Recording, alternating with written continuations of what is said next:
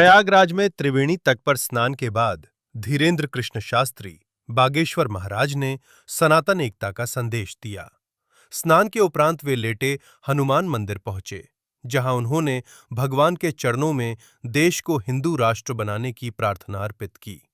इस अवसर पर उन्होंने कहा कि जिस प्रकार त्रिवेणी संगम में गंगा, यमुना और सरस्वती का संगम होता है, उसी प्रकार सनातन समाज को भी जात-पात, भाषा और भेदभाव से ऊपर उठकर एकजुट होना चाहिए।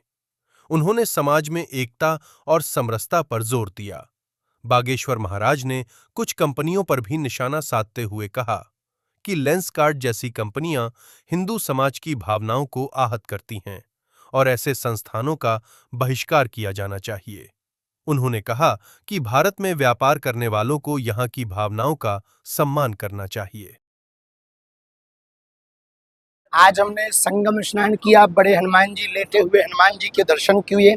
यह त्रिवेणी का संगम, जहाँ संतों का संगम हो रहा, जहाँ भक्ति का, शक्ति का, बालाजी की कृपा का संगम हो रहा।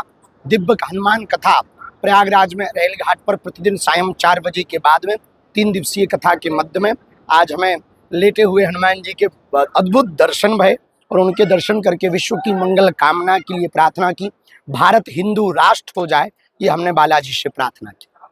संगम से क्या संदेश दिया है सनातनियों को? संगम से एकता का संदेश, जिस प्रकार से संगम में तीनों नदियां एक हो जाती, जहां पर शक्ति का संगम होता, भक्ति का संगम होता, आस्था का संगम होता, संतों का संगम होता, महंतों का संगम होता, उसी विचारधारा को पूरे भारत में स्थापित करने का और भारत को अखंड राष्ट्र बनाने का संकल्प सिद्ध स्थापित होता है कि हमको जातियों में ना बंटकर, क्षेत्रों में ना बंटकर, भाषाओं में ना बंटकर हमको एक होना पड़ेगा।